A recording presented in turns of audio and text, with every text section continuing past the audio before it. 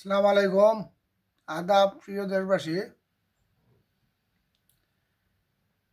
কিছু বিষয় কিছু কথা জানার জন্য এত বেশি বিতর্কে যাওয়া লাগে না, সাধারণ জ্ঞানে চিন্তা করলেই বোঝা যায়। যেমন আপনার এলাকায় যদি একটা বড় গোষ্ঠী থাকে এবং তার প্রভাব থাকে আর একতরফা যে কোনো বিষয় সিদ্ধান্ত নেয়, আর তার সমালোচনা করার মতো যদি আর একটা লোক বা আর একটা পক্ষ না থাকে, এতে আপনার এলাকার যে সাধারণ মানুষ এরা তাদের নাগরিক অধিকার সহ বিভিন্ন কিছু মধ্যে তারা কিন্তু অবহেলিত হয়, নির্যাতিত হয়, যার কারণে প্রতিপক্ষ থাকা একটা সমাজের জন্য, একটা দেশের জন্য জরুরি। এটা সমাজের মানুষই তা টিকাইয়ে রাখা তার দায়িত্ব।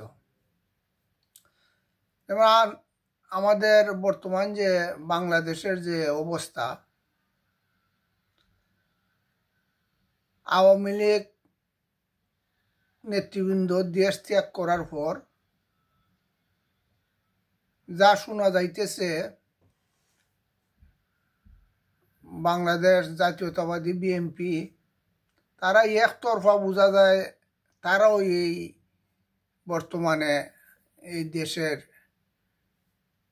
সরকারে না থাকলেও সরকার বিভিন্ন জায়গায় যেখানেই ধরা পড়ে সাদাবাজিত শোনা যায় এরা বিএনপির লোক, এবং এরা সেরা দেখলে বুঝোই যায় না এরা যে এখন রাজনৈতিক পরিবারের বা রাজনৈতিক লোক হতে পারে।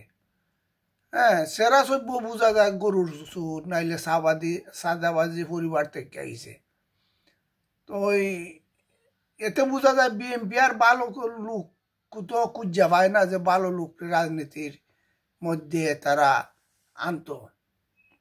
যাই হোক, আগামীতে যেটা দেখা যায় যে একতরফা যদি বিএনপি সরকার গঠন করে, কিন্তু দেশে আবারও অনেক মামলা হইব, অনেক মানুষ আহত হইব, মারা যাইব।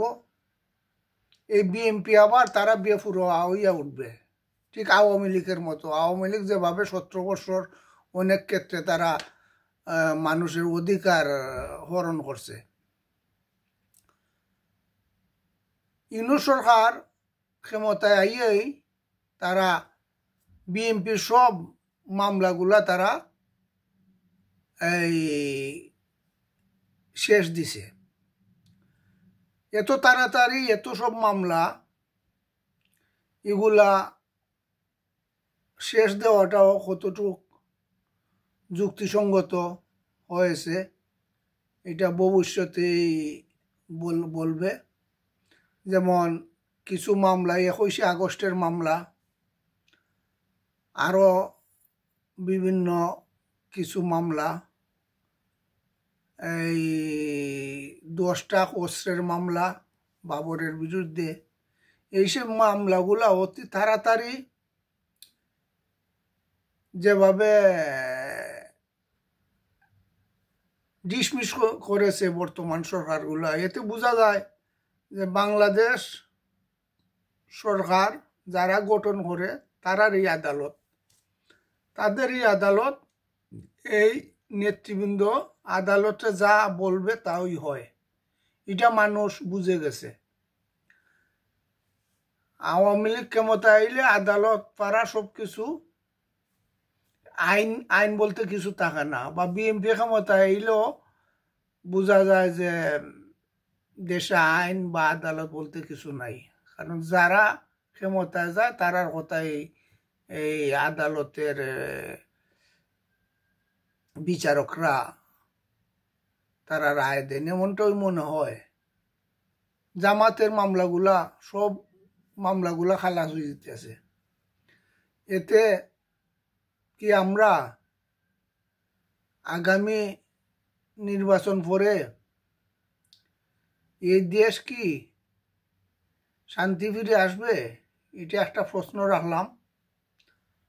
আর এই যে বৈষম্য বিরোধী আন্দোলনে যে এত ছাত্র জনতা আহত হইল, আর তার বিনিময়ে কি বিএনপি একতরফাভাবে ক্ষমতা যাইবে?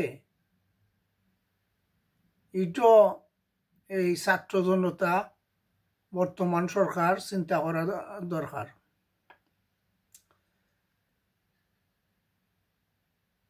আওয়ামী লীগকে যেভাবে নিষিদ্ধ করা হয়েছে, তাহলে এই বিএনপি রে তাদের বিভিন্ন যে অপকর্ম ঘটাইবে আগামীতে, এর সমালোচনা অথবা বিরোধিতা করার মতো আর কোন দল আছে?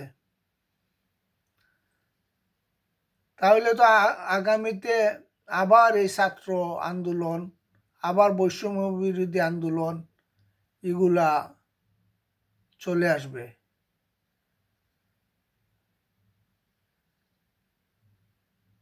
তো দেশে শক্ত দল এবং রাজনীতিবিদ থাকা দরকার। যদি একতরফাভাবে আওয়ামী লীগকে বাদ দিয়া বিএনপি সরকার গঠন করে এবং মেজরিটি সংখ্যাগরিষ্ঠ তারা পায়, তখন কিন্তু দেশ আবারও অনৈতিক, দুর্নীতি এবং কেস মামলা মারামারি বেড়ে যাবে। তাই এখনো সময় আছে এই তত্ত্বাবধায়ক সরকার ভেবেচিন্তে তারা যেন আগামী নির্বাচন দেয়। ধন্যবাদ।